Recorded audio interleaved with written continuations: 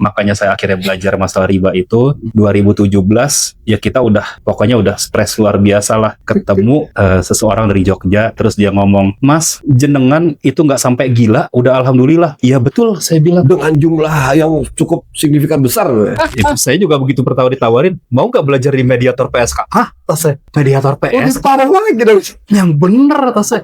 Jadi kalau jenengan pengen Allah cepat nolong jenengan, ya jenengan harus sering-sering nolong orang. Gimana cara nolongnya? Atau saya nggak punya uang. Nah, dia bilang, emang nolong orang cuma pakai uang aja? Kan enggak tadi. Senyum itu juga sedekah tadi. Terus ada orang kesusahan misalnya mau kita tolongin atau kita bantu gali sumur. Walaupun angkanya nggak gede ataupun cuma sebatas tenaga. Sebatas tenaga itu kan nolongin. Kalau udah terlanjur riba, mau diselesaikan, terus terang harus benar-benar tobat riba. Tobat riba. Prosesnya ada dan itu akan melibatkan seluruh keluarga, minta maaf ke keluarga segala macam. Dan setelah tobat riba, kita ikhtiar untuk penyelesaian bayar sisa pokok, pasti tidak akan gampang. Ujian itu pasti akan ada. Ada saatnya kita benar-benar udah nggak punya apa-apa, butuh buat anak sekolah, nggak mudah, tapi intinya yakin aja dulu. Allah juga nggak pernah ingkar janji kok. Dia pasti janji Allah pasti akan luar biasa. Ditepati gitu, luar biasa ya.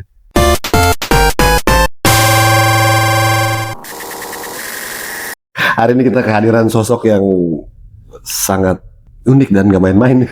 Pak Nuzwan Ali. Iya. Pokoknya punya cerita kita yang ceritain.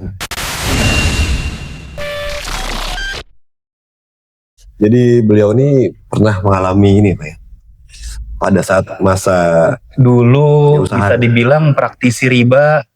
Alhamdulillah akhirnya dapat pencerahan, dapat ilmunya. Sekarang insya Allah bisa bantu orang untuk keluar dari riba sesuai dengan tata cara perundang-undangan yang betul. Itu yang banyak orang yakin. Ini Pak, yang banyak belum orang tahu nih. Tapi sebelumnya gini, kita pengen tahu dulu nih, pada saat awal, saya manggilnya Pak siapa ya? Nah, saya sebetulnya nama Nuzwan Ali ini kan susah ya. Saya pernah cek satu-satunya gitu. Jadi kalau di rumah saya dipanggilnya Ade. Pak Ade? Ya, kalau di sekolah dulu ada yang manggil Warin, ada yang manggil Arin. Terus kalau di usaha, karena nama saya susah, akhirnya orang pada manggil Ali. Terserah mau manggil apa gitu. Berarti saya sesuai dengan nama usaha aja Mas. Iyalah, boleh. Jadi awalnya kan Pak Ali seorang pengusaha apa sih Pak ya? Pengusaha yang akhirnya pelaku UMKM. Kalau pengusaha saatnya mewah banget gitu. Pelaku UMKM yang akhirnya terjerat riba nih. Gimana tuh awalnya tuh Pak? Dulu saya mungkin kalau boleh cerita sedikit, saya walaupun latar belakang pendidikan ekonomi, 12 tahun kerja di IT. Nggak nyambung. Lepas dari IT saya kerja di aksesori garment. Jadi kita supply kancing sama, kalau di garment itu mereka tahu polybag. Polybag itu, polybagnya. Terus hang tag, label, aksesori garment lah. Aksesoris garment ya. Alhamdulillah saya mulai usaha itu 1 Juli 2011. Jadi hari terakhir saya jadi karyawan 30 Juni 2011. Jadi 1 hari? 1 hari. Langsung dong. Langsung loncat jadi udah selesai resign, besoknya itu langsung jadi pengacara. Pengangguran banyak acara. Tapi udah punya PO? Belum.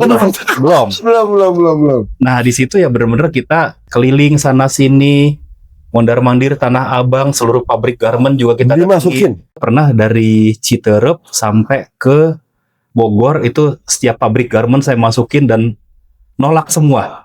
Alhamdulillah. Satu pun nolak. Alhamdulillah.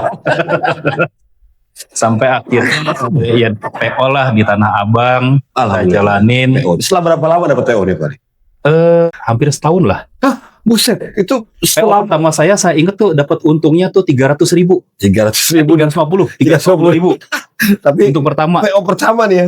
Iya, setelah setahun pertama hampir 12 bulan. Terus ya mulai meningkat, Allah takdirkan untuk berkembang. Cuma dalam waktu 2013 itu omset saya udah mendekati 1 M. Dalam kurun waktu 2 tahun kurang ya? 2 tahun kurang? Kurang dari 2 tahun. Masya Allah. Nah, waktu dulu itu pada awal-awal kita usaha, dulu kita belum ngerti masalah riba, mau minjem ke bank susahnya setengah mati. Susahnya kenapa tuh? Nggak ada yang mau minjemin. Bang, nolak gitu. Begitu usaha udah maju, nyodor. Jadi ya cash flow-nya mungkin. Minjem Pak, biar usaha makin maju. Padahal kita catatan keuangannya nggak pernah ada. Customer kita tuh customer terbesar kita cuma 1 kali pernah ngasih PO orderan pertama. Berikutnya mau order 700 juta, emang ngasih PO? Enggak, by phone. Nggak ada bentuk tertulis gitu. Enggak ada. Oke. Saking percayanya. Udah gitu kalaupun misalnya saat itu misalnya saya main culas gitu. Iya. Dia misalnya mesen 100.000 gross. Iya. Saya kirim 99.000, saya tagih 102. Bisa. Pada saat saya ngirim ke gudang nggak pernah dicek, taruh aja Pak. Dan itu nilai ratusan juta. Wow. Nah itu pada saat itu bank datang minjemin. Banyak nawar-nawarin. Dan alhamdulillah akhirnya kita terjerat. Akhirnya. Yang seperti dulu istri saya pernah cerita, persis 7 hari setelah kita tanda tangan akad kredit, jebrak. Ya. Diputusin kontrak kita sama customer terbesar. Nah, itu. Pak, mulai saat ini kita nggak ngambil dari Bapak lagi. Jadi setelah kakak saya tahu saya kena riba, kakak saya marah besar dan dibilang kesalahan kamu tuh 2, bukan cuma riba, ada 1 lagi, kata kakak saya. Wah, ini dia. Takabur. Karena dulu saya pernah bilang, cicilan segitu mah tutup mata. Karena omset udah besar. Omset besar, cicilan segitu tutup mata dong. Begitu Allah bilang sombong banget. Iya, ini dia. Gitu dia kata Allah, mana tuh yang kata lu tutup mata segitu tuh. Bisa nggak lu sekarang tutup mata? Jangankan tutup mata, kepala jadi kaki aja nggak bisa bayar. Ini apa yang dirasain Pak Ali setelah si klien nih Pak, konsumen ini memutuskan kerjasama tadi? Kita udah Langsung segala macam aset kita jual, mobil dijual, tetap nggak lunas tuh utang, rumah dijual nggak lunas. Udah nggak tujuan mau ngelunasin gitu tadi Pak ya? Niatnya untuk ngelunasin. Cuma kan masih ada tunggakan gaji karyawan, tunggakan ke supplier, bayar-bayarin dulu dong. Iya. Kita kewajiban kita. Sampai pada akhirnya tinggal tersisa 1 aset tanah. Ya alhamdulillah akhirnya saya lupa itu tanggal berapa waktu itu, tapi di penghujung 2017 saya udah bilang sama karyawan saya, begitu mereka datang ke ini ke workshop gitu, ya. Hari ini kalian pada pulang dulu deh. Silahkan yang mau nyari kerja, cari kerja lagi. Saya belum tahu kapan saya bisa manggil kalian lagi. Nah waktu itu terus ada telepon nih dari customer saya. Iya. Pak kesini Pak. Oke saya datang ke sana. Ada apa? Ini ada orderan. Nggak banyak sih. Cuma sekian. Saya hitung-hitung untungnya ini cukup untuk menutup seluruh sisa pokok utang riba. Malah setelah kita bayarin masih ada 20.000 loh lebihnya. Waduh. 20.000. Alhamdulillah. Masih ada lebih alhamdulillah. Okay. Nggak kurang, nggak ngepas, ada lebihnya. Cuma kan customer yang ini memang dari awal kita hubungan sama mereka itu tidak pernah ada DP. Tapi sebelumnya udah pernah kerja sama Pak? Ya kerja sama itu sebelumnya yang customer terbesar yang dia order kancing sampai ratusan juta. Order dia dengan kancing sama polybag itu bisa miliaran lah pokoknya. Ini yang sempat putus. Ya, yang kontak lagi. Betul. Oh. Pak, kita ada kebutuhan polybag nih, nilainya sekian. Kalau kita pakai logika manusia saat itu untuk ngerjain proyek itu, saya butuh 70 juta nih di tangan. Ya. Oke. Alhamdulillah waktu itu saya rogok kantong cuma ada 30.000. Ngecek rekening 20.000. Pas 90 tapi terpisah. Nggak bisa ditarik. Ini gimana ceritanya bisa akhirnya untuk proyek bisa selesai? Nah, pabrik yang biasanya kita harus bayar dulu baru dikirim barang, tumben-tumbenan, saya minta tolong banget. Saya ngambil deh cuma 5 bal dulu, bayarnya minggu depan. Oke, tadi. Terus ke customer yang biasanya kalau kita udah kirim barang dibayar seminggu kemudian, harus nunggu gitu ya. Saya minta tolong banget, langsung dibayar. Langsung dibayar. Setelah utang terselesaikan, saya pernah ngetes tuh ke pabrik plastik langganan. Saya butuh 10 bal nih. Saya bayar 8 bal dulu, 2 balnya besok ya. Dia bilang apa? Lu beli 8 bal dulu. Kalau emang mau 10 bal sekalian besok aja. Orang yang sama, pabrik yang sama loh. Iya, Allah kalau udah mau berkata gitu Pak ya. Gila. Nah dari situ terus terang makanya saya akhirnya belajar masalah riba itu 2017 ya kita pokoknya udah stres luar biasa lah. Ketemu ada seseorang dari Jogja, terus dia ngomong, Mas jenengan itu nggak sampai gila, udah alhamdulillah. Iya betul, saya bilang. Dengan jumlah yang cukup signifikan besar. Besar-besar banget sih enggak, tapi mikirannya bener. terbebani dengan Makanya dia bilang sampean nggak jadi ini, nggak jadi. Gua bilang udah alhamdulillah, betul. Saya bilang tapi gimana kalau misalnya nggak saya pikirin nih utang? Iya. Gimana? Dia bilang ngapain jenengan pikirin cara bayarnya? Wah terus gimana? Iya. Saya. Gimana Ini tuh? kuncinya di sini ternyata. Itu dia bilang nyantai banget dia ngomong.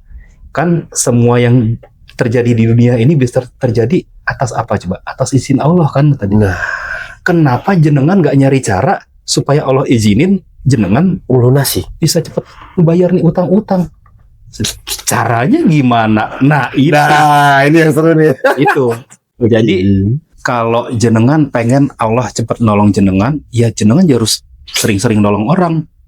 Gimana cara nolongnya? Atau saya nggak punya uang? Nah, dia bilang emang nolong orang cuma pakai uang aja? Kan enggak tadi. Senyum itu juga sedekah tadi. Terus ada orang kesusahan misalnya mau ini kita tolongin atau kita bantu gali sumur. Walaupun angkanya nggak gede ataupun cuma sebatas tenaga. Batas tenaga itu kan nolongin. Akhirnya ya saya coba putusin gini deh. Yang kira-kira sekarang kondisinya sama saya nih, sama-sama sedang kena riba. Iya. Ya kita beri sama, kita kasih ini juga. Jadi step-stepnya dibantu waktu itu, Pak. Step-stepnya dibantu sampai akhirnya saya ketemu mentor saya itu bekas orang legal BRI. Jadi beliau namanya Surahman Suryadi Mitra. Oke. Itu yang mengajarkan tentang hukum perbankan dan tata cara kalau istilahnya PSK. PSK nih. PSK, penyelesaian sengketa penyelesaian keuangan. Penyelesaian sengketa keuangan. Saya juga begitu pertama ditawarin, mau nggak belajar di mediator PSK? Hah? Saya mediator PSK? Parah lagi dong. Yang bener saya. Penyelesaian sengketa keuangan, jangan mikir yang enggak. Oke lah kalau gitu. Nah, sorry saya potong, Pak. Berarti pada waktu Bapak Ali memutuskan yang riba pertama tadi, Pak, ya, itu sudah mulai konsultasi dengan temen yang tadi? Belum konsultasi langsung, tapi setidaknya kita diajarin caranya nanti ketemu bank tuh kita begini. Iya. Kalau kita karena dulu bank syariah, jadi sebetulnya kalau kita pakai hukum perundang-undangan yang ini agak susah juga karena nanti dia mainnya dalil. Nah itu dia. Bank syariah mainnya dalil. Bank syariah kan begitu, Mas. Jadi waktu itu kan mereka bilang, Pak ini kan bukan bunga, ini kan bagi hasil. Terus saya bilang, Pak, kalau berdasarkan aturan aslinya, bagi hasil itu kan bukan cuma keuntungan, tapi kerugian juga. Sekarang saya sedang rugi nih. Mau nggak Bapak kita bagi kerugian juga? Saya bilang, saya nggak minta banyak kok. Saya cuma minta sisa bagi hasilnya dihapus. Iya. Saya biar sisa pokoknya aja. Iya. Dia garuk-garuk kepala akhirnya. Oke deh, tadi boleh. Oh gitu ya. Dia bilang, sudah Pak, Bapak bayar deh ini sisa pokoknya aja. Kapan tadi? Nah itu waktu itu September 2017 saya bilang paling lambat 31 Mei 2018. Itu ngucap itu dasarnya apa? Nggak ada. Yakin aja. Dalam kurun waktu kurang lebih 8 bulan, 7,5 bulan kurang lebih. Dengan angka berapa Pak? Boleh tahu? Nggak gede-gede banget sih, masih berapa juta ya waktu, masih juta-jutaan lah, belum miliaran. Oke. Udah yang pasti berapa digit lagi. Ya. Tapi 8 bulan tuh kayaknya yakin. Aku yakin gitu. Karena saya 2012 saya pernah ngalamin. Waktu saya bilang, jadi kita rumah itu waktu itu bukan kredit ya, kita cash bertahap. Oke. Itu waktu kita mulai banting setir usaha. Ya. Ini kan belum kita lunasin. Saya pernah sama kayak gitu tuh, tos-tosan kita bikin surat pernyataan 28 Desember 2012, rumah ini belum saya bayar, kunci saya balikin, saya angkat kaki. Ternyata alhamdulillah dapat orderan kunci yang ratusan juta itu lunas. Sebelum 27 saya dapat cek itu 24 Desember. 25-nya kan Natal. 27 cuti bersama. Iya. 27 saya cairin, saya bayar. 1 hari. Jedanya lebih cepat 1 hari. Iya, sebelum batasnya itu. Makanya saya pikir 2012 pernah gitu, pasti Allah bantu lagi lah. Saya pengen sebut aja 31 Mei 2018. Ini keyakinan yang sangat keyakinan. Balik lagi sebetulnya modal kita yakin aja lah, Allah pasti nolong. Iya. Cuma kapan nolongnya, yaitu kita harus sabar. Jadi ibaratnya kalau istilah saya, pertolongan Allah tuh muncul pada saat sudden death. Akhirnya ya memang basicnya kita harus balik lagi ke keyakinan. Iya. Dan kalau sekarang ada teman-teman yang mau ngejuin kur nih, tapi kemarin masih ditolak. Saya bilang, alhamdulillah lu kurnya ditolak. Kok alhamdulillah? Lu mau lu kena riba? Kan kur bunganya cuma 0,03%, berapa persen lah kata dia. Saya ambil analogi gini, oke, gua beliin lu mie ayam semangkok nih, halal nggak? Halal tadi. Gua tetesin minyak babi setetes. Iya, setetes dikit aja. Setetes, setengah tetes. Iya. Mau nggak lu makan tadi? Enggak. Kenapa? Kan haram. Nah, ini kan cuma setengah tetes loh kata saya. Dikit kok gitu. Nah, kalau misalnya bunga bank tuh cuma 0, sekian persen loh.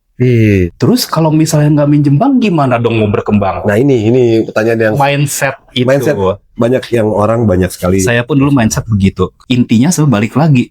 Kalau Allah sudah takdirkan kita berkembang, nggak babi bu, tahu-tahu berkembang kok. Allah takdir kita bangkrut, besok kita bangkrut. Makanya menuju kesabaran ini kadang orang iya, gitu kan. Saya juga bukan tipe orang yang sabar. Iya. Itu yang terus terang beratnya luar biasa.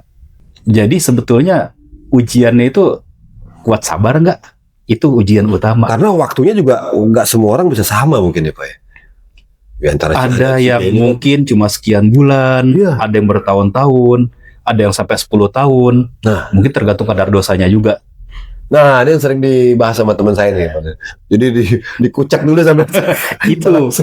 Pernah ada yang nanya sama saya, ini kan saya kemarin pelaku riba nih, dapat harta segala macam kebanyakan dari riba.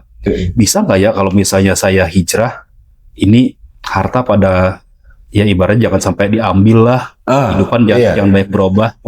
Saya bilang ya bisa aja, tinggal pilihan lu gini, lu mau dikucak di sini apa dikucak di sono. Saya gituin. Di sana lebih parah ya. Dikucak di sini lu cuma harta lu hilang, dikucak di sono, kucak pakai api lu mau. Segituin. Dia bilang lu jangan nakut-nakutin gua. Lah, bukan masa nakut-nakutin. Di sana kalau dikucak pakai apaan? Nggak ada rinso di sana. Api gitu. Api. Nah, berarti kan ini Pak Ali sendiri pertama kan sebagai praktisi, udah pernah ngalamin nih Pak? Bukan praktisi lah, cuma ya praktisi riba lah.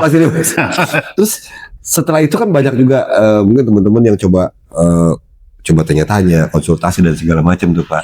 Nah ini apakah memang ada satu lembaganya ataukah memang bisa kemana bisa kalau teman-teman yang udah kan banyak juga ada misalnya kayak leasing gitu, ada yang bilang udah pokoknya lewat kita itu nanti bisa bayar di ini di bawah pokok apa segala macam. Kalau saran saya jangan percaya main gitu-gitu. Itu ada memang pernah ada kayak lembaga gitu, banyak atau kredit atau leasing yang dia cover dulu gitu ya. Itu. Cuma kalau saya menyarankan kita selesaikan sesuai dengan aturan perundang-undangan yang betul. Nah ini yang belum banyak orang tahu nih Pak. Memang mungkin dari pihak bank juga nggak pernah sosialisasi apa itu Undang-Undang Perbankan nomor 7 tahun 92, penggantinya nomor 10 tahun 98, Undang-Undang Perlindungan Konsumen nomor 8 tahun 99, Peraturan OJK nomor 35 tahun 2018. Terus terang kalau kita sudah pelajari, posisi debitur itu sangat kuat, sangat dilindungi oleh undang-undang. Pernah tahu nggak aturan penagihan itu ada aturannya loh. Harus ngomongnya baik-baik, nggak boleh kasar, nggak boleh datang ke rumah kecuali minta izin dan diizinkan. Nagihnya dia by phone berarti? Baru boleh by phone. Kalau dia mau datang ke rumah, dia harus minta izin. Boleh nggak datang ke rumah? Oke. Kalau sama yang minjem, boleh. Silakan datang ke rumah gitu ya. Baru boleh datang. Silakan gitu. Itu pun harus bawa surat tugas, tanda pengenal resmi. Wah. Malah sebetulnya debt collector itu minimal kepala debt collector itu harus bersertifikat OJK. Termasuk misalnya kita sudah nggak kuat bayar. Nah, apa sih yang bisa kita lakukan? Oke. Jadi kalau misalnya kita udah mau berhenti nyicil atau bukan mau menyelesaikan utang-utang kita nih, kita mau pelunasan dipercepat. Biasanya ada penalti kan? Penalti, utang, segala macam. Betul ada penalti. Kalau memang kita ternyata sudah tidak mampu, secara aturan perundang-undangan tuh bunga boleh dihapuskan loh. Pada saat si debitur ini sudah sangat tidak mampu, pinjaman ini bisa dijadikan penyertaan modal. Jadi close langsung Pak? Penyertaan modal tuh artinya ya dibayar dengan saham perusahaan. Misalnya perusahaan ini dia asetnya 100 miliar. Dia masih punya tunggakan bank 10 miliar. 10 miliar ini kalau dijadikan penyertaan modal, si bank ini akhirnya dapat 10% saham. Sebetulnya malah AIDA itu, agunan yang diambil alih, itu adalah opsi terakhir dari perbankan. Ya kalau mau belajar silakan, itu bisa di googling kok. Oh gitu ya Pak. POJK 35 tahun 2018. Oke. Tapi kalau misalnya males bacanya ya Bisa nanti konsultasi lah. Gitu. Kalau konsultasi ke saya insya Allah free. Tuh. Cukup bayar dengan doa. Wah. Tapi ada satu syarat utama. Nah ini nih syaratnya. Ini syaratnya. Harus benar-benar tobat riba. Harus benar-benar tobat riba. Kalau misalnya cuma sekedar pengen nggak bayar bunga, lu jangan ke gua deh. Bisa saya bantu supaya bunganya ini dihapus. Ya. Tapi setelah ini selesai besoknya dia minjem lagi. Sama juga bohong dong. Cuma buat pelarian doang. Oh iya. Harus tobat benar-benar. Harus benar-benar tobat. Stop gitu ya. Dan nggak bisa cuma bilang, oh saya udah tobat kok. Enggak, harus kita buktikan dulu. Iya. Ada buktinya. Oh bisa tuh ya. Bisa lah. Oke. Bisa sekarang Om ngomong, Ya. saya udah tobat nih. Iya. Tolong dong ini cicilan motor saya gimana cara supaya nggak usah bayar bunganya. Iya. Kan bisa dong ngomong gitu doang. Iya. Saya udah tobat kok. Iya. Cuma kan kita bisa lihat ini tobat beneran apa ngomong doang. Iya. Kan kita bisa nilai dong. Betul. Bisa nilai. Makanya sebetulnya bisa juga kita kalau misalnya kita mau mengembangkan bisnis tanpa riba itu bisa kok. Nah, ada banyak solusi. ada banyak solusi. Ada banyak solusi. Mungkin kalau saya boleh sebut salah satunya urun dana. Urun dana itu mereka investor dan itu syariah. Cuma memang saat ini yang bisa dibantu baru kelas 500 juta ke atas. Menengah atas lah. Oh. Kalau yang kelas seri seperti kita itu ya kita masih bisa mungkin syirkah dengan teman-teman aja. Kalau syirkah itu kerjasama lah. Oke. Tapi kerjasama di sini dalam artian ya bagi hasil itu bukan cuma bagi untung ya. Bagi rugi juga termasuk. Bagi rugi termasuk dong. Gitu ya. Iya. Tapi kita lihat ruginya karena apa nih? Rugi karena emang mismanagement atau memang buat flexing, Pak. Ya, kalau ngambil contoh kita waktu sebelum COVID dulu pernah kita buka warung ayam bakar lah. Oke. Di seberang kampus AK Bogor. AK Bogor tuh di Jalan Baru kalau nggak salah ya. Oke. Itu jadi waktu itu saya sama beberapa teman itu kita ngumpulin, anggaplah misalnya itu 20 juta. Oke. Dari saya misalnya 5 juta nih, mereka saya 25%. Iya. Ada berjalan begitu, qadarullah kena COVID. Mahasiswa pada pulang dong. Mahasiswa pada pulang, siapa yang mau beli? Pada saat itu kan terpaksa tutup dong. Pada saat tutup itu kita tutup, terus kita hitung-hitung, ternyata modal yang terkumpul itu cuma 16 juta. 16 juta, saya kan 5 juta berarti kan saya 25% saham. Nah sekarang jatah saya cuma dapat 25% saham dari 16 juta tadi Pak. Ini 4 Oke. juta. Rugi sejuta dong. Alhamdulillah masih Pak. Iya tapi kalau secara ini kan rugi, tapi ya inilah yang barokahnya begini. Itu sampelnya. Jangan cuma lu mau untungnya aja, ruginya juga dong. Kita bareng-bareng dong. Ya, rugi bareng-bareng. Alhamdulillah saya cuma 25%. Yang 40%. 40% ibarat dari 8 juta. Tinggal jadi 6,4. Rugi lebih gede lagi dari saya. Iya, karena persentasenya juga ya. Iya, persentasenya lebih gede. Iya. Berarti saya masih alhamdulillah dong. Cuma 1 juta. Iya, 1.600.000. Iya. Tapi itulah yang benar-benar sesuai dengan syariah tuh insya Allah seperti itu. Itulah adilnya Islam. Itu dia ya. Saat Anda berharap keuntungan, Anda juga harus bersiap dengan kerugian. Gitu kan. Jangan cuma mau enaknya aja. Iya. Kalau riba kan, oke nih kita modalin. Masalah nanti mau rugi kek, yang penting modal ini balik. Kalau perlu dengan bunga-bunganya. Wih, dia nggak mau tahu Pak. Nggak mau tahu. Modal balik. Adil nggak yang seperti itu? Nah, makanya dalam Al-Quran itu, mungkin kalau mau pelajari tentang riba, ya saya kasih contekan ayatnya. Al-Baqarah 275, 276, 278, 279. Yang paling ngeri itu 279 ini. 279. Ini kalau kita ngomong bahasa simpelnya nih ya. Iya. Bahasa simpelnya. Seolah-olah Allah bilang, kalau lu udah gua kasih tahu tapi masih ngeyel, nih kita udah ngasih tahu lu nih ya, lu masih ngeyel. Oke, tantangin Allah sama Rasulnya buat perang deh. Sampai sebegitunya loh. Sampai sebegitunya. Berani nantangin Allah sama Rasulnya. Berperang lagi ya. Perang. Jangan kata Allah sama Rasulnya, preman paling ngeri di Bogor berani nantangin. Saya juga berani. Itu dia. Ya jadi emang jadi banyak sebenarnya solusi-solusi ya terutama para pengusaha ataupun teman-teman yang mau mengembangkan usahanya gitu ya mungkin Banyak. ya. Sebenarnya banyak kok solusinya ya. Banyak. Nah yang sekarang Pak yang sudah terjerat lah tadi ya sudah terjerat ataupun sebenarnya ini niat sudah lama Pak, niat sudah lama.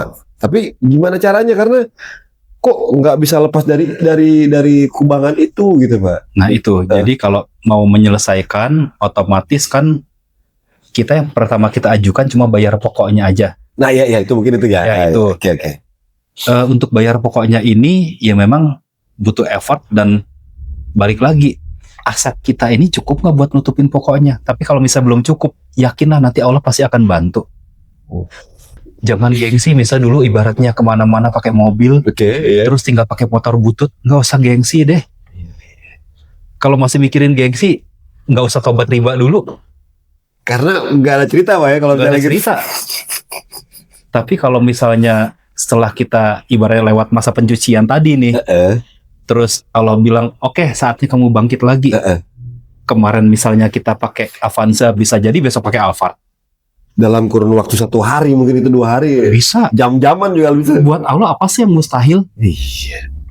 Entah besok, entah lusa gitu Pak ya. Entah, Tapi kita punya keyakinan gitu. yakin. Dan kalau misalnya ternyata besok kita jatuh bangkrut, ya itu berarti kita harus mawas sendiri. Apa nih yang bikin kita bangkrut? Ada kesalahan mungkin. Pasti ada kesalahan. Oh. Pasti dari dosa-dosa kita. Balik lagi ke situ Pak ya. Balik lagi. Itu yang waktu dicuci bener ya dicuci. Iya. Cek bersih ya. Iya. Kalau misalnya ternyata kita udah mawas sendiri, oh kayaknya dosa nggak ada, kesalahan nggak ada, berarti ini ujian. Karena kan sebetulnya kekayaan juga ujian, Iya. miskin juga Ujian gitu Pak. Ya kan tingkatannya ada ujian, terus ada di atas ujian tuh peringatan, di atas peringatan kan azab, Oh itu udah paling parah. paling parah. Kita tinggal mawas sendiri nih, ini Iya. peringatan apa azab? Itu yang paling parah. Itu yang paling parah. Bali. Ini kan dari cerita tadi beberapa kali Pak Ali pernah bantu lah ya. Ya, Bantu untuk apa ya? Untuk mediasi ya.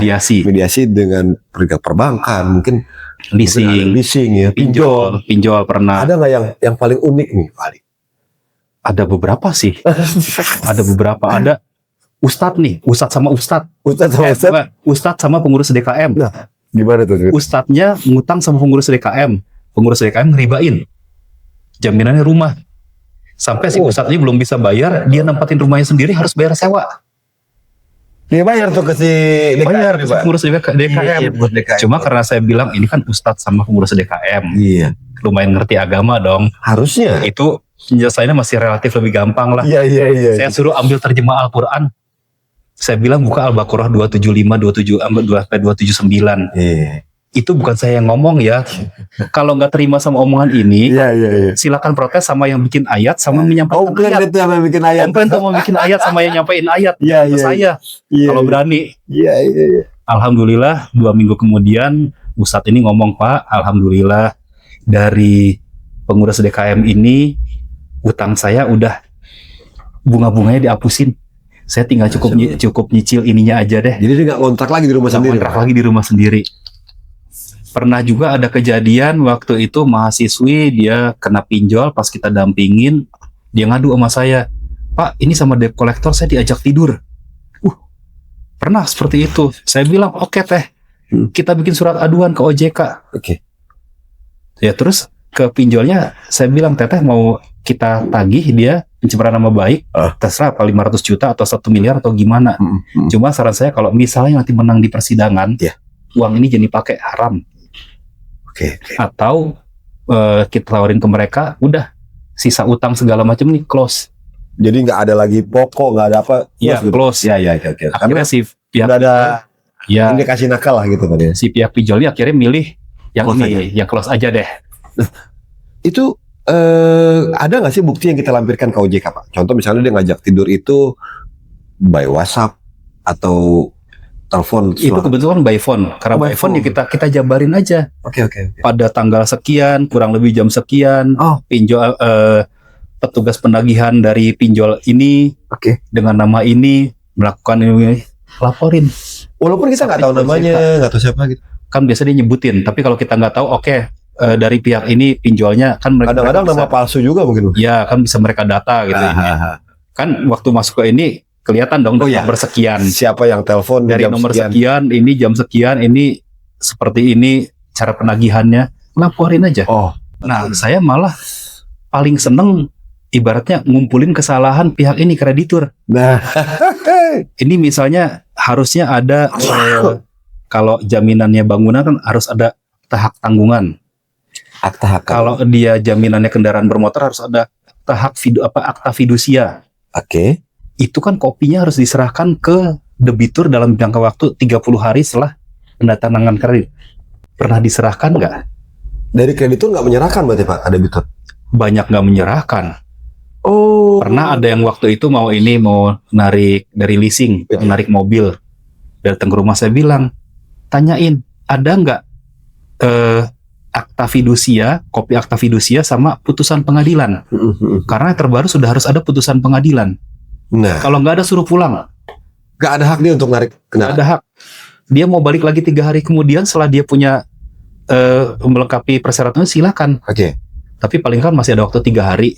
Iya. 3 hari mobil mau dipakai-pakai. Iya, masih bisa lah gitu. Iya. Banyak. Jadi teman saya dulu rumah malah. Oke. Rumahnya udah ditarik.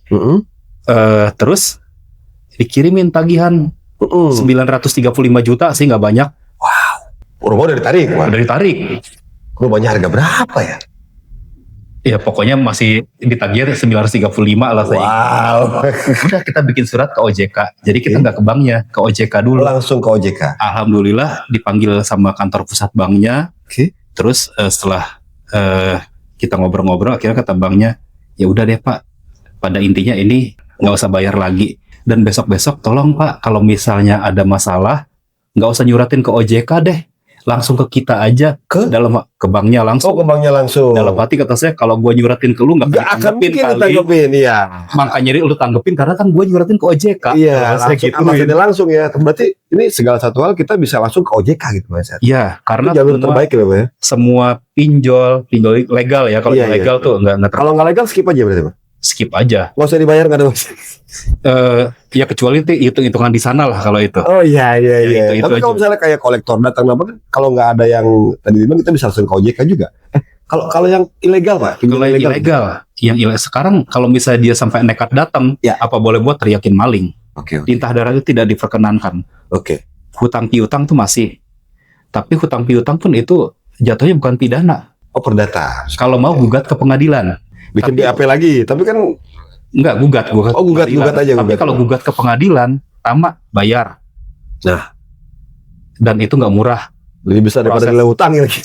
Itu prosesnya juga akan lama. Terus nanti kalaupun misalnya nanti diputuskan, belum tentu yang ini menang. Jadi misalnya gitu. Itu dia tuh. Misalnya saya ngutang ke Om nih. 10 juta.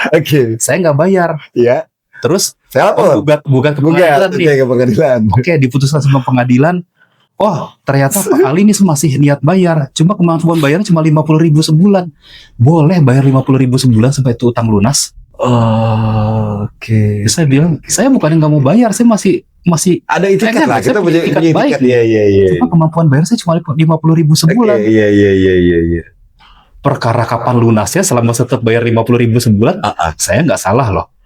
Berarti saya udah ngeluarin duit buat bikin laporan segala macam, ternyata selesai dengan cara begitu Pak? Bisa. Makanya kalau misalnya ada segala macam, ya saya selalu bilang sama ini, silakan kalau pihak bank pengen gugat, dia ngirim surat somasi apa segala, saya bilang nggak usah somasi deh, suruh mereka gugat langsung. Gugat aja udah. Saya lebih seneng kok kalau ada gugatan gitu, saya bantuin di pengadilan, saya dampingin, saya bilang. Iya. Karena pasalnya kuat kita. Kuat. Iya. Kan orang kalau dikit-dikit disomasi, wah lagi. Mendengar kata somasi, utang piutang, somasi gitu ya. Padahal somasi itu artinya apa sih? Kan cuma peringatan. Iya. Dikasih peringatan kita cuekin, salah nggak?